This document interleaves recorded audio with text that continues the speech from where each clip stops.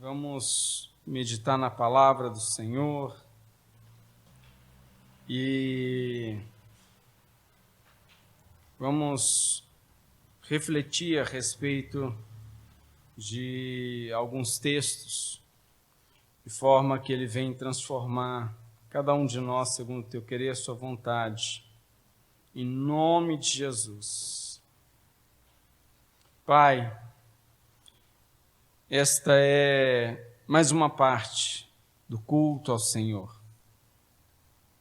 Esta não é a melhor, não é a menor, essa é mais uma parte.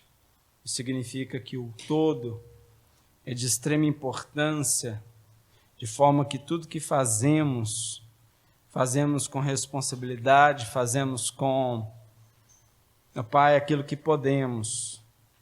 Mas nós sabemos, Senhor, que pela Tua misericórdia é que nós não somos consumidos, pois as Tuas misericórdias se renovam a cada manhã.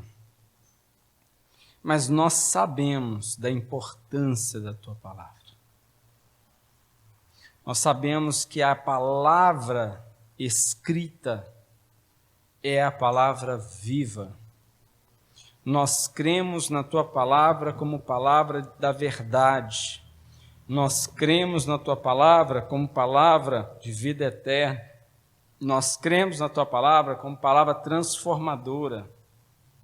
Nós cremos na Tua palavra como palavra de poder.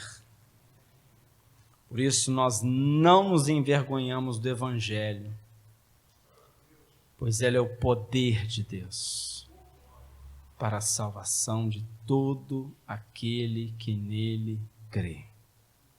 E nós cremos, e porque nós cremos, nós vamos meditar na Tua palavra, nós vamos confiar na Tua palavra, nós vamos confiar todo o nosso ser, colocar a nossa fé em ação no Deus vivo e poderoso. Amém? Antes de abrirmos a Bíblia, e sem sair, claro, dos princípios bíblicos da palavra de Deus, eu queria que nós pensássemos um pouco a respeito de algumas coisas que são fundamentais. Primeira coisa, eu queria começar fazendo uma pergunta. Para esse dia que se chama hoje, e para esse povo que se chama Igreja de Jesus Cristo, cada um de nós, membros desse corpo, qual é o evento mais importante para nós, como filhos de Deus, como corpo de Cristo e como Igreja de Jesus Cristo? Qual é o evento mais importante para nós? Qual é o evento mais importante para nós? Podem pensar. É importante nós pensarmos nisso. Qual é o evento mais importante do universo? O evento mais importante do universo, segundo as Escrituras, para a igreja hoje, é a volta de Jesus. É o evento mais importante. Se é o evento mais importante, é nisso que nós devemos pensar todo o tempo. Mas isso não é suficiente. Isso exige um pouco mais de cada um de nós. É a respeito disso, e para isso, e especificamente para ele, que nós devemos nos prepararmos todos os dias. Porque nós sabemos que não somente é o evento mais importante, mas existe uma exigência para este evento. Todos vão participar deste evento, todos. Em que sentido? Uns vão ficar e outros serão levados, ou melhor, serão buscados. Ele vem nos buscar. Este é o evento mais importante da nossa vida. Mas nós estamos vivos aqui e agora. Isso é um fato. Quando lemos as Escrituras, admiramos e, ao mesmo tempo, nos fortalecemos com aquilo que a Bíblia nos diz a respeito de tudo quanto ela diz. Quando Deus criou todas as coisas, nós entendemos e conhecemos o poder de Deus, nós conhecemos o propósito de Deus. Quando Deus começa a usar o homem, nós vemos a misericórdia de Deus, nós vemos o plano de redenção, nós vemos as manifestações de Deus, Deus se manifestando a cada um de nós, se mostrando a nós, se revelando a nós, o Deus invisível, trazendo evidências a respeito da sua existência e mostrando dentro de todas essas evidências o seu propósito de querer se reconciliar conosco e mostrar para nós que existe um plano de redenção que não se concluiu. Ele está em ação e nós devemos entender em que ponto ele se encontra. Então, desde o ponto inicial, a pergunta é: onde iniciou todas essas coisas? Talvez alguém diz, mas quando Deus fez os céus e a terra, tudo começou. Sim, no ponto de vista material, sim, mas no ponto de vista espiritual, não. Porque antes de Deus fazer todas as coisas, Ele já nos conhecia, já nos amava e já havia feito um plano da redenção. Então é muito antes daquilo que a nossa mente consegue captar ou compreender, pois Ele é o Eu Sou, o Deus eterno. Ele é antes de todas as coisas e Ele é depois de todas as coisas. Não cabe nesse ser. Não cabe. E diante desse grande evento, nós sabemos que Ele formou o mundo, nós sabemos que Ele fez o homem e a mulher, Ele deu ordenanças, Ele deu instruções, Ele caminhou com o homem caiu, a humanidade caiu, e a Bíblia diz que por um homem entrou o pecado, e por este mesmo homem, por este mesmo pecado, entrou a morte. E aí nós conhecemos a evolução da história, o caminhar da história.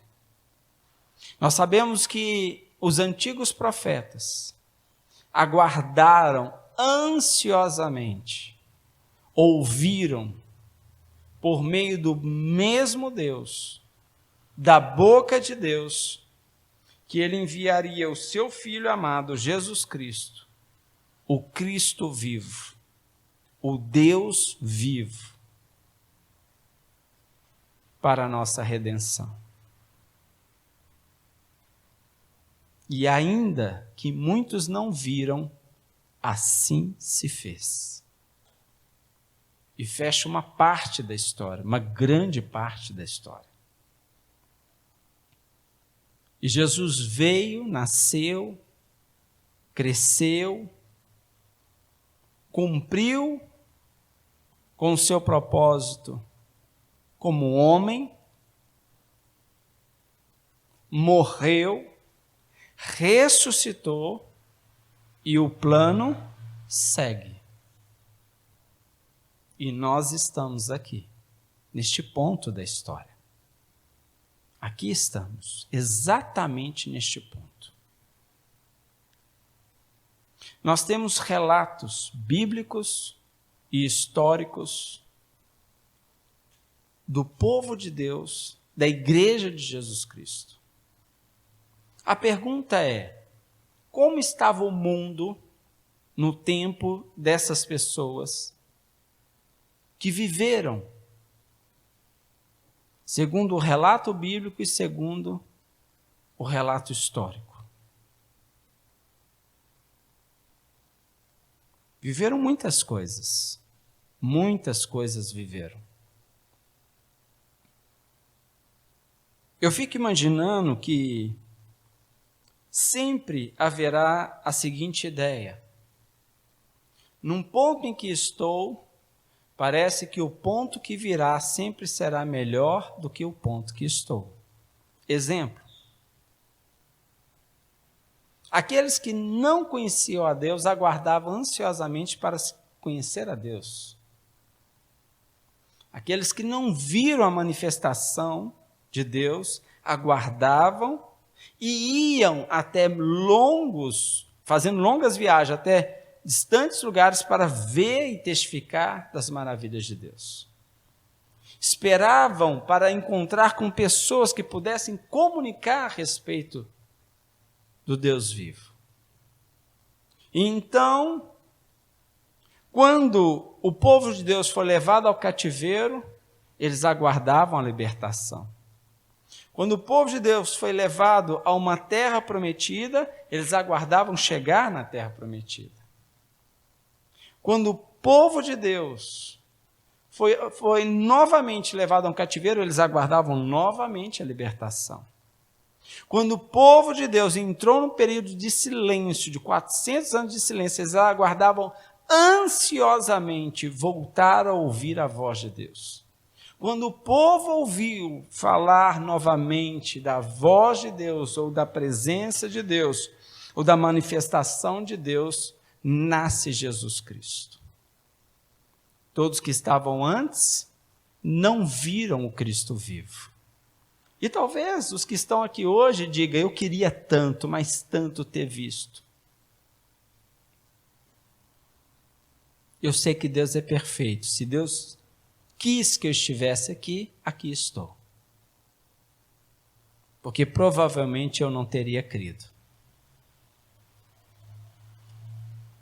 E Jesus morreu.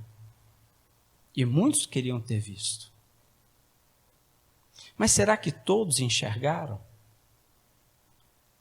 Como a Bíblia nos mostra, lá na apresentação de Jesus Cristo, porque ele cumpriu toda a lei, no dia da sua apresentação, uma profetisa e um profeta, uma profetisa chamada Ana, que a Bíblia diz que orava e jejuava e que se consagrou a Deus integralmente, ela viu com seus olhos o Deus eterno, o Deus vivo, encarnado.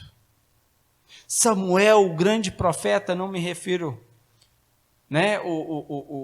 dos registros proféticos do livro de Samuel, me refiro ao Samuel do templo, do dia da apresentação.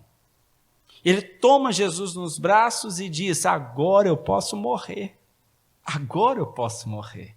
Eu vi o Salvador. Significa, eu esperei por isso por toda a minha vida, eu esperei por isso. Eu dei a minha vida por isso. A minha vida dependia exclusivamente disso. E a nossa vida hoje? Aqueles que viram Jesus fazendo milagres ficaram maravilhados. Aqueles que viram Jesus morrer, alguns se escandalizaram. Aqueles que viram Jesus ressurreto ficaram maravilhados. Mas nós estamos aqui hoje aguardando um novo e grande evento. Todos esses citados anteriormente, havia um contexto histórico, político, econômico, social, cultural e bíblico. Qual é o nosso hoje? Todos eles passaram por lutas e por tribulações. Em alguns momentos as tribulações intensificaram, mas todos passaram por lutas e por tribulações. Por quê? Porque o mundo jaz o maligno. O mundo jaz o maligno. Mas, amados, ouçam. O nosso contexto histórico, político, social, econômico está nas mãos do Deus vivo. Não turbe o vosso coração.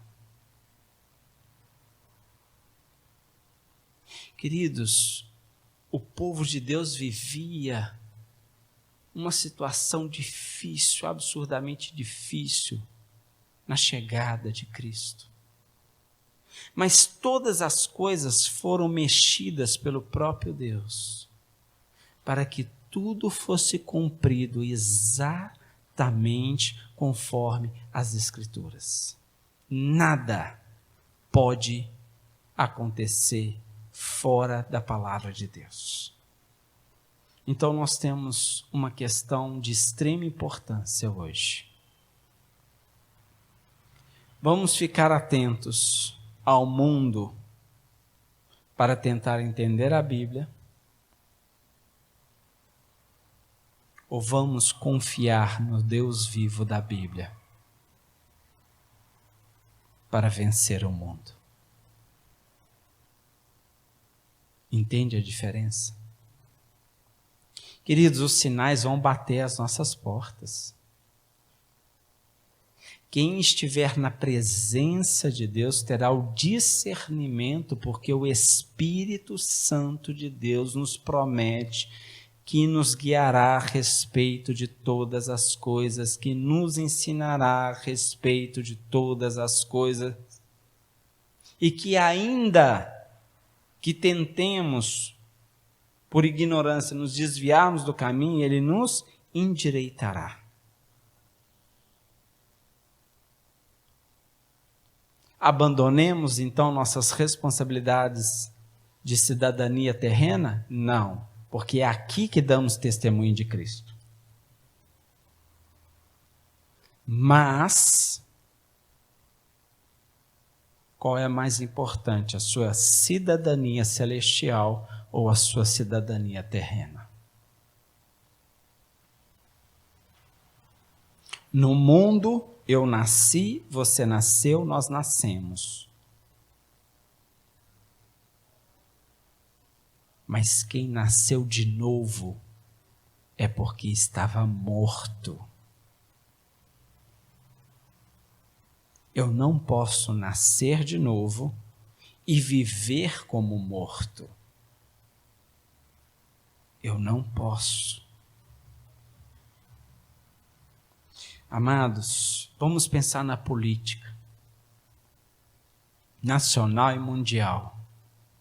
Ela está mexida. Já viu? Quem você confia, você não confia mais. Quem você não confia, parece que tem um surto de bondade. Parece que nem ela entende o que ela fez a favor do povo. Ou será que foi de genuína boa intenção? Não importa.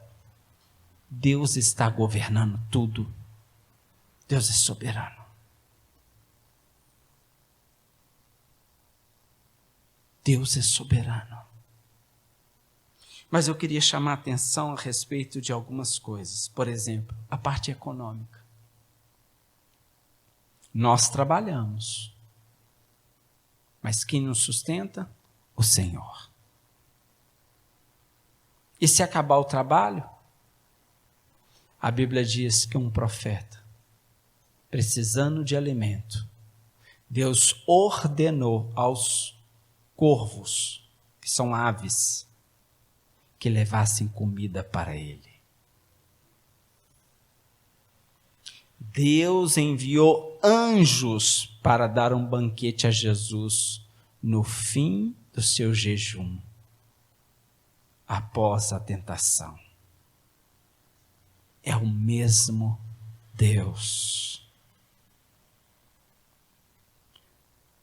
Nós trabalhamos, nós nos empregamos, nós nos desempregamos, mas Deus nos sustenta.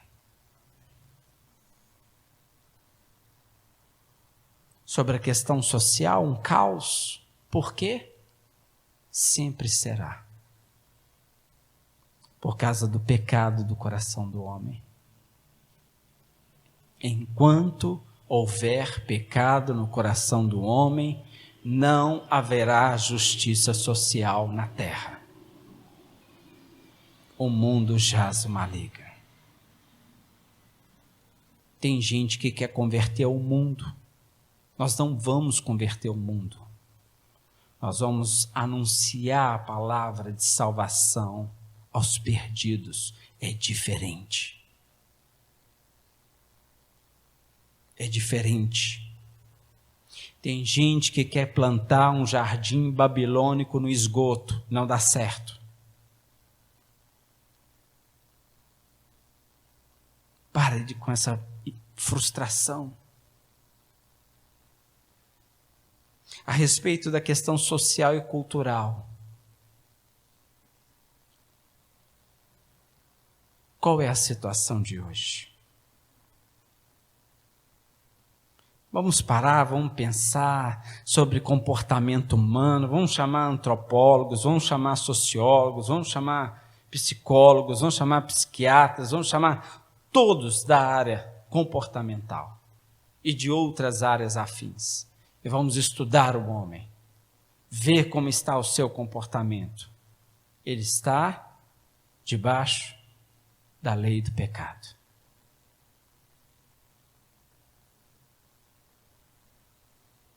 Deus fala sobre isso? Fala. O que Deus fala sobre isso? Apocalipse 22, 5. Apocalipse 22, 5 diz assim: não haverá mais noite. Eles não... Perdão, eu errei. Perdão. É 22, 11, perdão. Perdão, irmãos.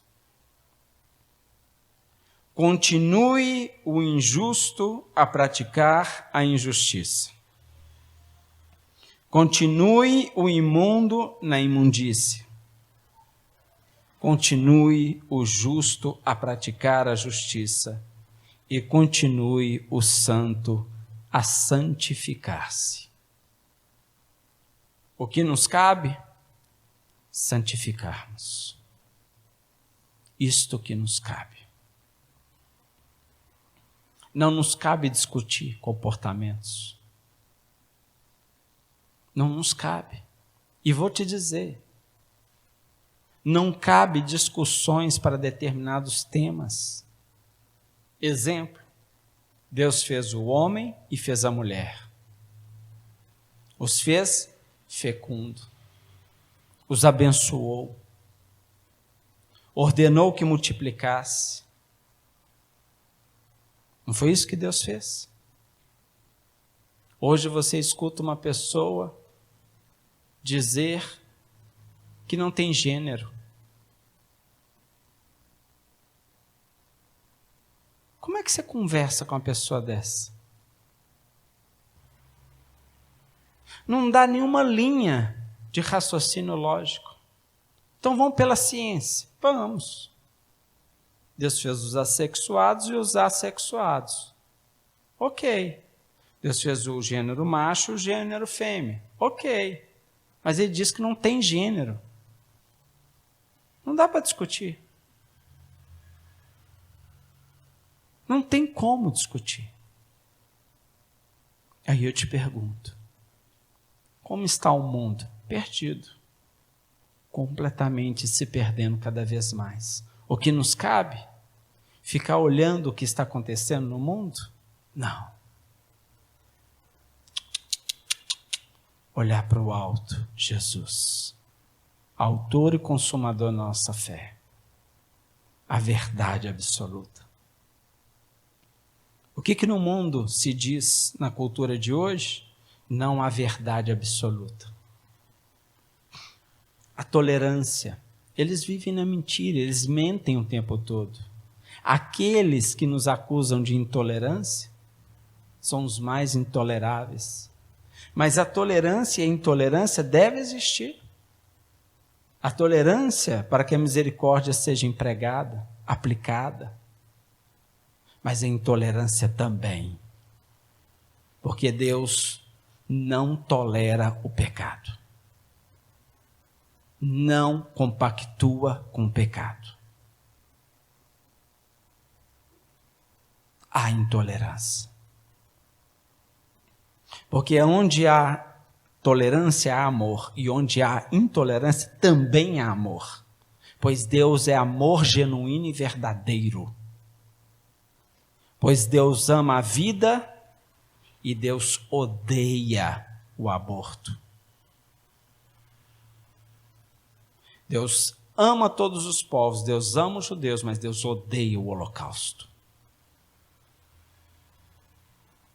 Só que Deus não odeia com ódio do homem pecador, caído, miserável. Deus odeia com ódio santo, e existe ódio santo. E sabe onde está o ódio santo de Deus? No inferno. O inferno é o ódio perfeito de Deus, é a justiça de Deus. Satanás não manda no inferno, pois é lá que ele vai ficar preso. Um detento não manda na cadeia. Lá é a justiça de Deus. Se ele disse que é amor, porque ele é amor. Se ele disse que aquele que crer no seu filho será salvo, ele também disse que aquele que não crer será condenado. E porque a sua palavra é verdade, e porque a sua palavra se cumpre, ele executa a sua verdade. Qual é o evento mais importante da terra? A vinda de Jesus. O que a Bíblia diz sobre este evento? Acontecerá como num piscar de olhos. Pisca os olhos? Dá tempo para negociar? Dá tempo para negociar. Como se Deus também tivesse disposto a barganhar santidade, justiça, rendição, confissão.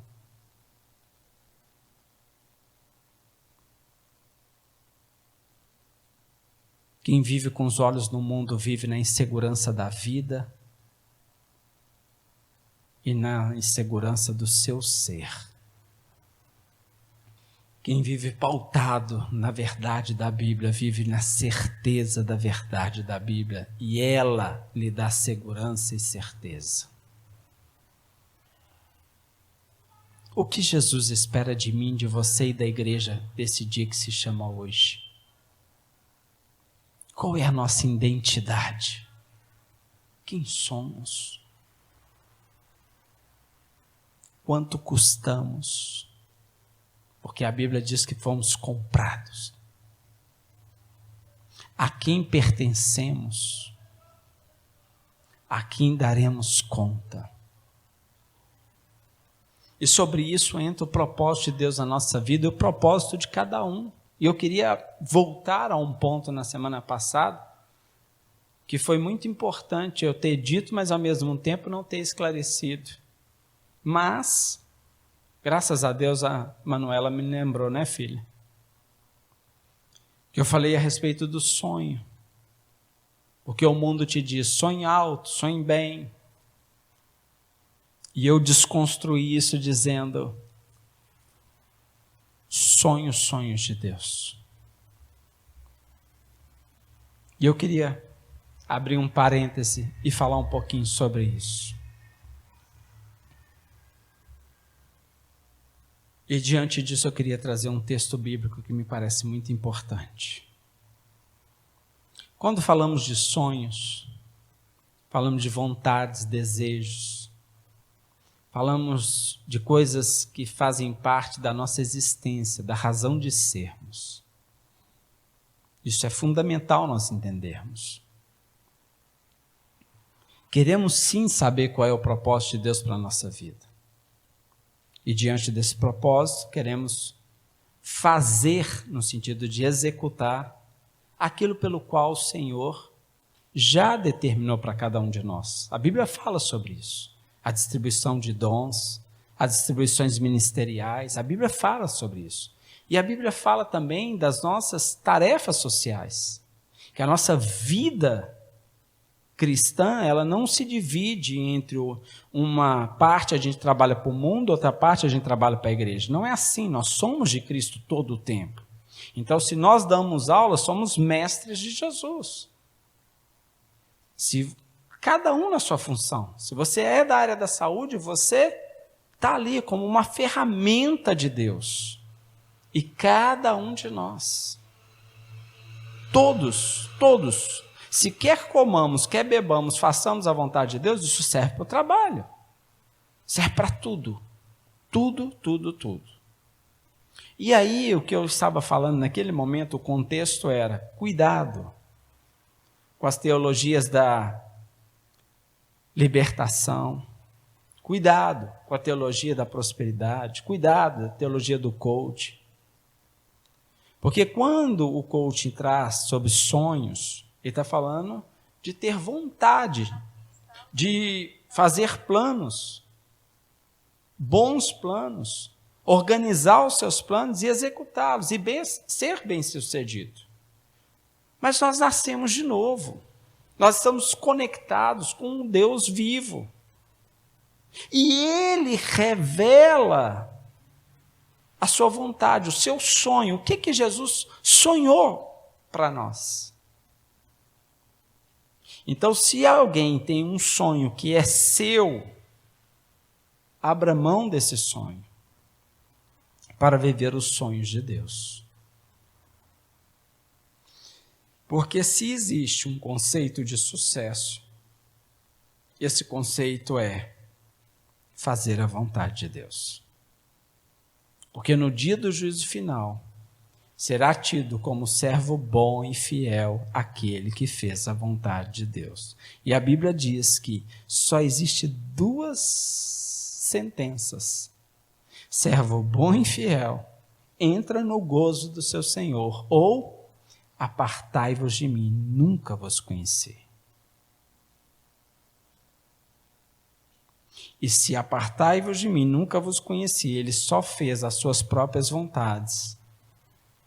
Porque dentro dessas linhas teológicas que eu citei, a mais perigosa dos dias de hoje e a mais sutil que tem invadido a igreja, aí eu quero complementar, é o humanismo, junto com o pragmatismo, onde o ser humano é o ser mais importante. Quais são as evidências nas suas orações? É para ser feita a vontade do homem. Então, Deus está a serviço do homem. Ainda que ele ore, que ele aprenda que a palavra-chave ou a palavrinha mágica, assim como o abracadabra, é Jesus. Mas não é isso que a Bíblia nos ensina. E não é isso que o nosso Deus é. Conhecer os sonhos de Deus. Fazer a vontade de Deus, se submeter ao reino de Deus, se submeter à vontade de Deus. Por essa razão, quando vamos ao culto e ouvimos uma pregação, o louvor, o conselho, é Jesus que queremos ouvir, é Deus que queremos ouvir, é o Espírito Santo que queremos ouvir e é dele que queremos manifestar. Usa-nos como igreja de Jesus para manifestar a glória de Deus na vida uns dos outros. Não tem nada a ver com esses encontros gospels que nós temos por aí. Nada a ver. E eu queria usar um outro texto, em Mateus capítulo 5. Mateus capítulo 5, verso 48. Eu queria que todos marcassem e escrevessem esse versículo. Ele é o versículo da sua e da minha vida. Ele é o versículo da nossa vida. Mateus capítulo 5, verso 48.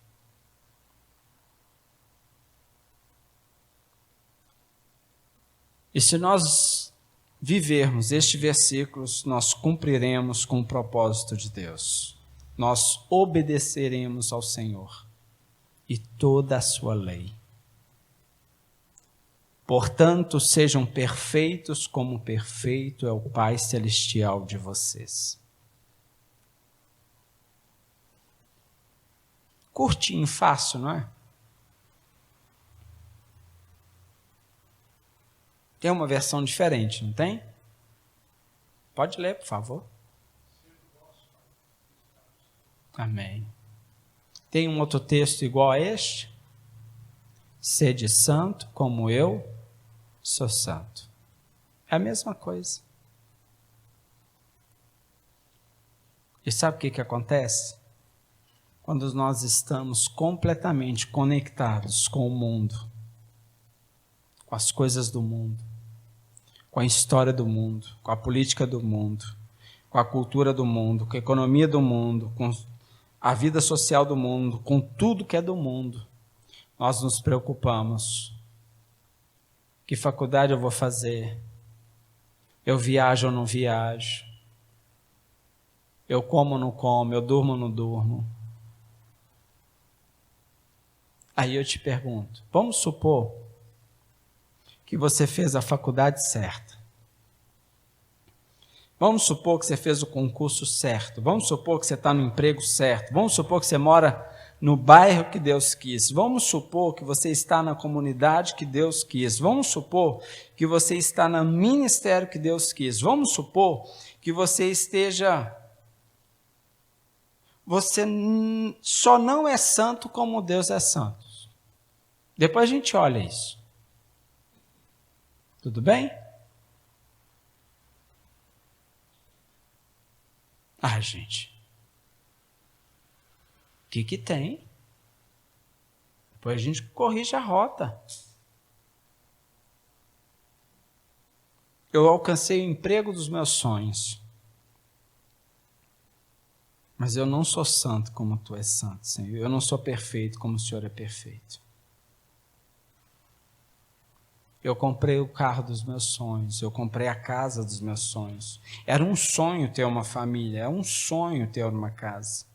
Era um sonho ter uma casa, um carro, uma família e um emprego. Mas só me falta ser santo como eu sou santo. Eu creio que eu estou no meio da vontade de Deus. Será?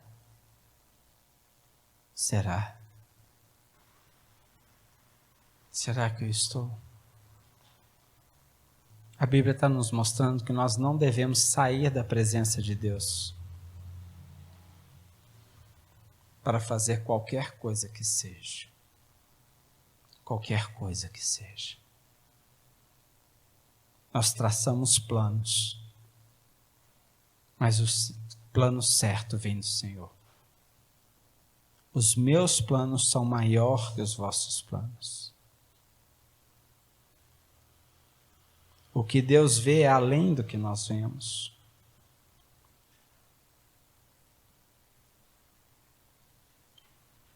Se o povo de Deus estivesse olhando para os egípcios na travessia do Mar Vermelho, eles teriam perdido a bênção. Teriam perdido a bênção. Se os discípulos, os apóstolos, tivessem observado com muita atenção o mundo da sua época, eles tinham abandonado Jesus.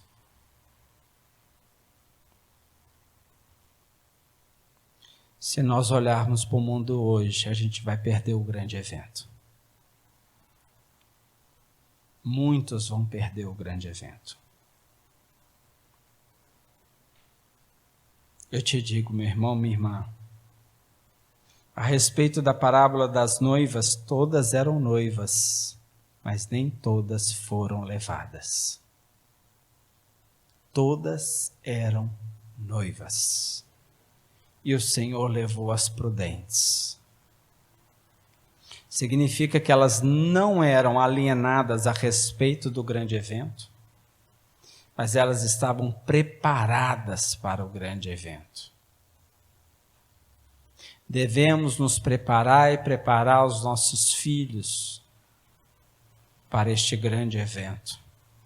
Porque se nós os prepararmos espiritualmente, eles não terão medo do terror noturno, nem da seta que voa de dia, nem da mortandade que assola ao meio-dia. Vão cair 1000 ao nosso lado, 10.000 ao nosso direito, e nós não seremos atingidos. Somente com os nossos olhos contemplaremos.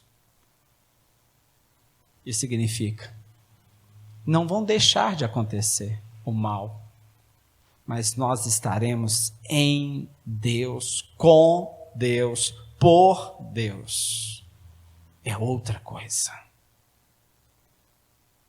Se você observar o que vai acontecer no final dos tempos, vão acontecer coisas específicas, mas outras vão se repetir. Guerras, desde o início. Terremotos, desde o início. Maremotos, desde o início. Mas a vinda de Jesus, uma única vez. Eu fico imaginando os hebreus olhando para o mar ainda fechado. É quase a igreja hoje olhando para o mundo. Impossível passar por isso. E eu te digo, meu irmão e minha irmã, o mar vai se abrir. Nós vamos passar pela fé. Sabe por que nós vamos passar? Porque nós estamos indo para onde o Senhor está nos levando. E nós não somos daqui. Nós somos dele. E nós estaremos onde ele está. Isso muda todas as coisas.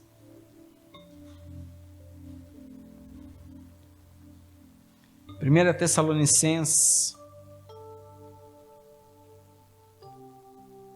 capítulo 4,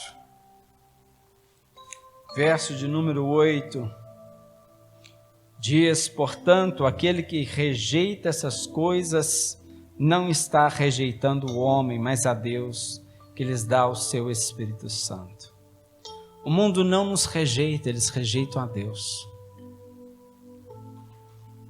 Não fique triste. Nós sabemos que o mundo há de nos rejeitar. Está escrito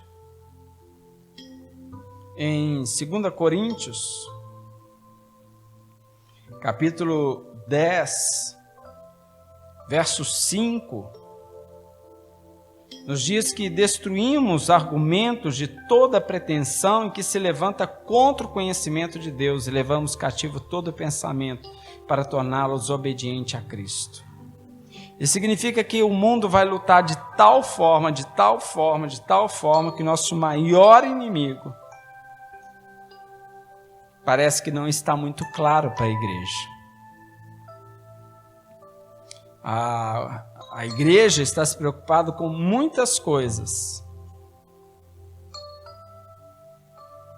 Mas a nossa oração deve ser: livra-nos de pecarmos contra ti, ó Deus. Queremos que Deus nos livre do mal, lógico, de assalto, de contenda, mas as contendas,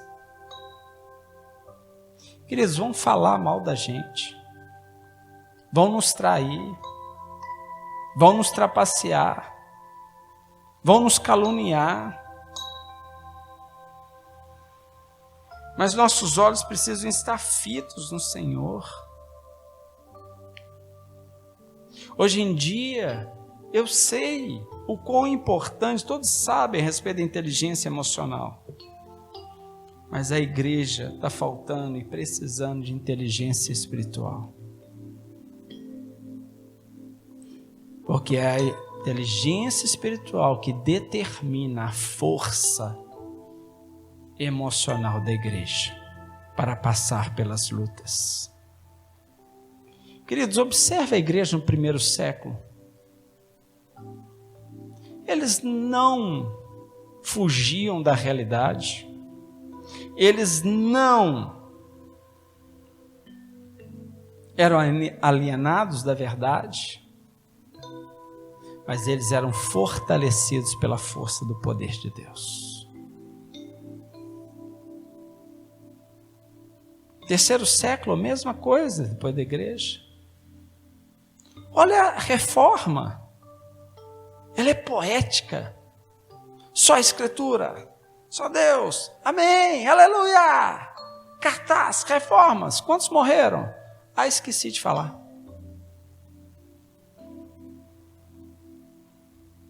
Eram queimados vivos,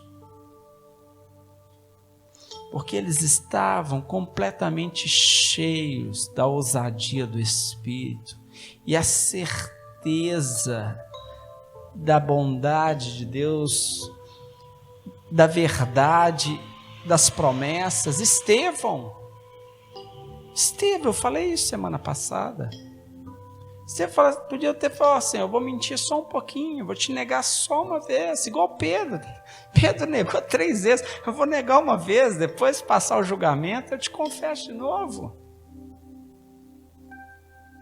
Pedro foi apedrejado. Estevão, obrigado, querido.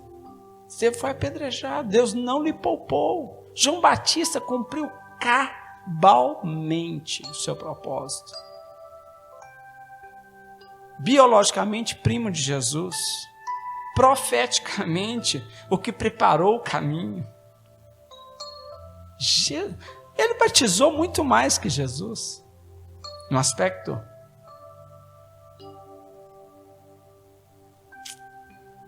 Foi enforcado, ou melhor, foi decapitado.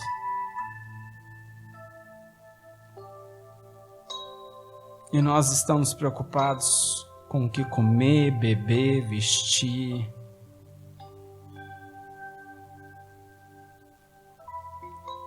Nós estamos preocupados que quem será o anticristo e qual será a marca.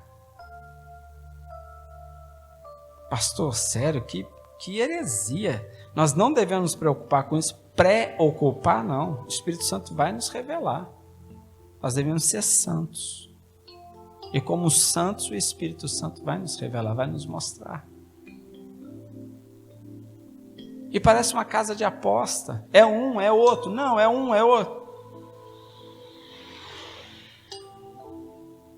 A pergunta é, quando estivermos diante do trono do Senhor, Ele vai te perguntar, e aí?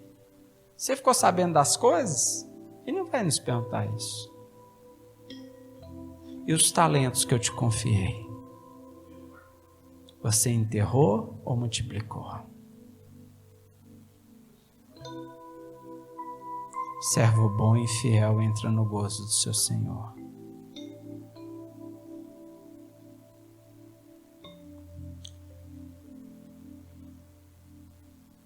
Até o que não tem lhe será tirado. A igreja não pode perder o foco, nós não podemos perder o foco.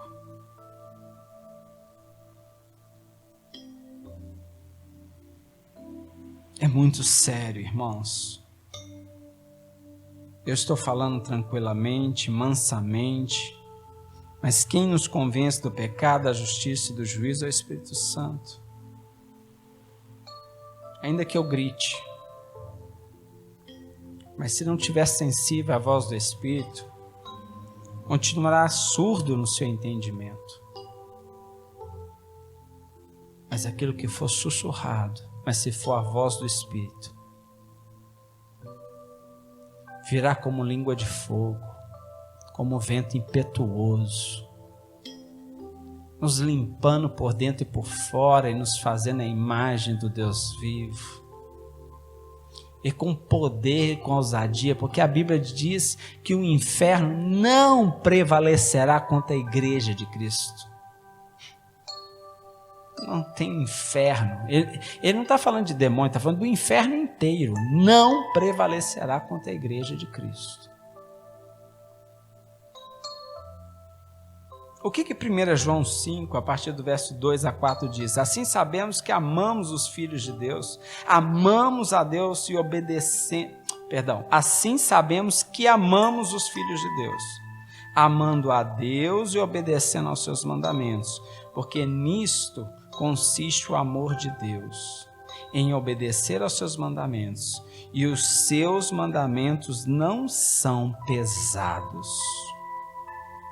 O que é nascido de Deus vence o mundo, e esta é a vitória que vence o mundo, a nossa fé.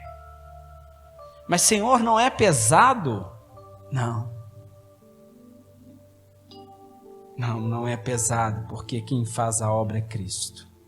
Nós permitimos e nos submetemos a ela. Então, irmãos, o que será que está acontecendo? Pois Jesus disse: vinde a mim todos vós que estáis cansados e sobrecarregados, e eu vos aliviarei. E eu vou dizer, essa vida está um fardo. Quem nos colocou esse fardo? Ou nós que estamos catando fardos pelos caminhos? Que Ele não nos deu, que Ele não nos ordenou carregar.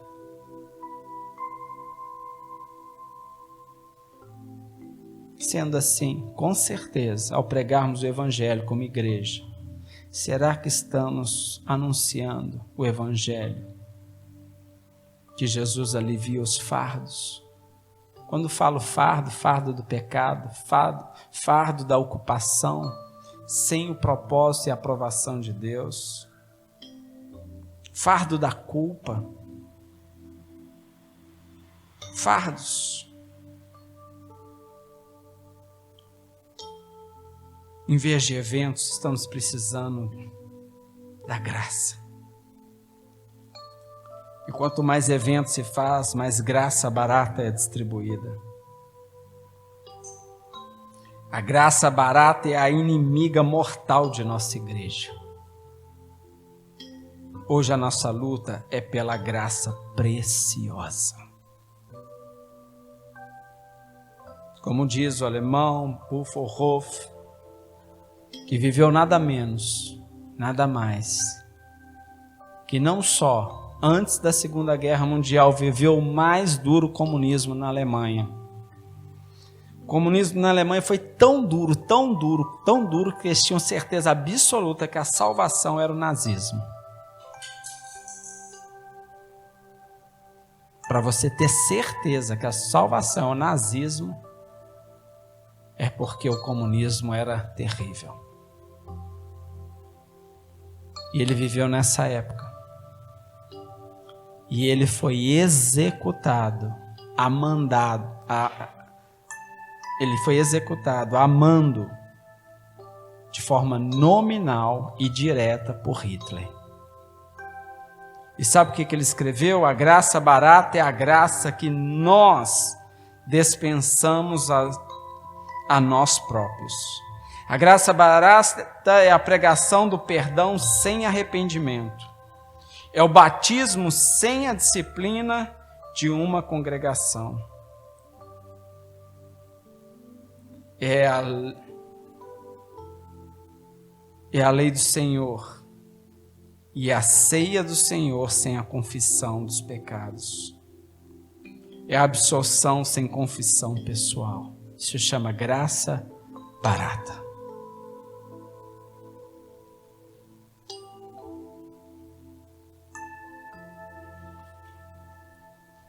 O versículo de hoje, a palavra de hoje é: sede santo como eu sou santo. Sede perfeito como o nosso Pai é perfeito. Toma esse versículo. Vamos orar. Para que a graça de Deus venha sobre nós. A verdadeira graça de Deus.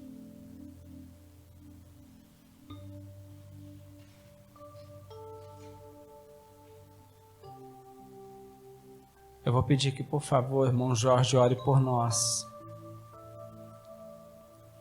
E na sequência, teremos a bênção apostólica. Senhor Deus, Estamos aqui, Pai, com o coração aquebrantado pela Tua boa e doce palavra. O Espírito Santo nos encheu, Pai, nos transbordou por saber, Pai, que a Tua volta está perto, Pai.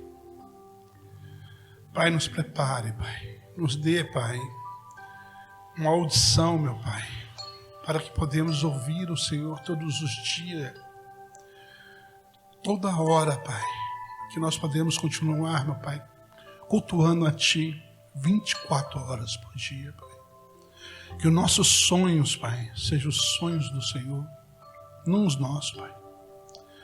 Nos ensina, Pai, a andar contigo. Pai, o Senhor é tão sábio, Pai, que quando Noé fez a arca, Pai, não tinha leme, porque o Senhor que dirigiu, Pai. Nos dirija, Pai. Nos mostra o caminho certo que temos que andar, que temos que pisar, Pai.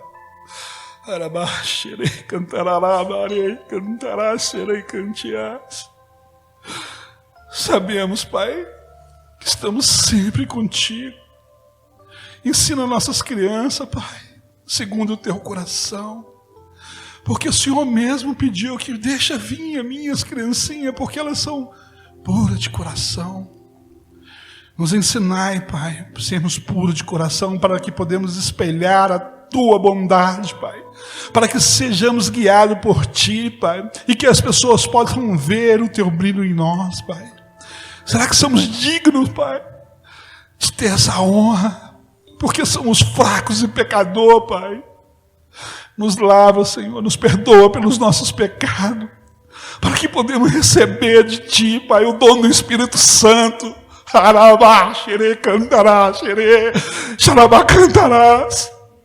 Que nós vamos ser cheios do Espírito, Pai. Derrama o Espírito Santo na nossa congregação, Pai. Venha nos abrir as nossas mentes, Senhor. Nos ensina a orar como devemos orar, Senhor. Somos fracos em orar, Pai, porque não sabemos pedir aquilo que nos convém, Pai. Pedimos errado, Pai. Mas, Pai, nos ensina, Senhor. Damos graça, meu Pai, pelo nosso pastor, que o Senhor colocou para nos dar a direção, Pai. É um homem sábio de palavra, um homem bom, Senhor, correto. A Tua palavra sempre vem nos encher, Pai, porque o Senhor prepara ele. A honra e a glória seja dada a Ti, Pai. Continua preparando mais e capacitando mais a vida do pastor Anas, meu Pai. Da sua esposa, meu Pai. Que essa família seja transbordada nas Tuas mãos, seja abençoada em nome de Jesus, Pai. Que o Senhor venha multiplicar tudo aquilo que Ele toca, Pai. Tudo que Ele toca, meu Pai, seja multiplicado 30, 60, 100 por 1, meu Pai, em nome de Jesus. Oh, Senhor. Como é bom e agradável estarmos aqui reunidos, meu Pai, mesmo que seja pouco, irmão, Pai. Mas o pouco que tem aqui, Pai, é um pouco com o Senhor. É um pouco que está com o coração aquebrantado a Ti, Pai. Não queremos ver um oba-oba, não queremos ver a nossa igreja cheia de gente que não esteja dirigida pelo Senhor, Pai. Todo aquele que entrar pelaquela porta, meu Pai, que ele venha com o coração quebrantado para receber de Ti, para que a palavra, meu Pai, seja verdadeira vida no coração dele, Pai. Que todo que entre ali, meu Pai, creia que a Tua palavra, a Bíblia é a Tua palavra. Que a Bíblia nos ensina a ser o que nós somos, Pai, em nome de Jesus. E aquilo que nós não sabemos, Pai, nos dê direção, nos capacita, Senhor, para que podemos ter um sonho que o Senhor queira. Em nome de Jesus, Pai. Pai, em nome de Jesus eu te peço, Pai, aqueles que não pôde estar conosco aqui hoje, Pai, que só vai encontrar eles, Pai. Que o Senhor derrama, meu Pai, todas as bênçãos em nome de Jesus. Capacita eles, Pai, para que domingo, no próximo culto, eles estejam aqui, Pai. Desde já eu já oro, meu Pai, pedindo isso ao Senhor.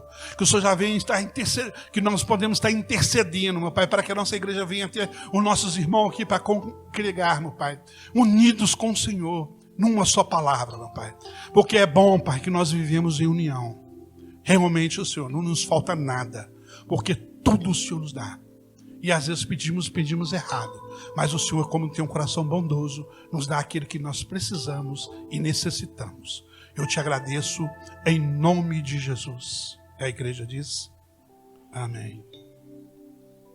Que o amor de Deus, o nosso Pai, a graça redentora do nosso Senhor e Salvador Jesus Cristo, as doces consolações do Espírito Santo e a doce comunhão do Espírito Santo para conosco, seja com todo o povo sobre a face da terra até a vinda triunfal do nosso Senhor e Salvador Jesus.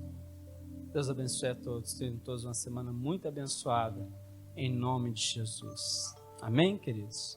Amém?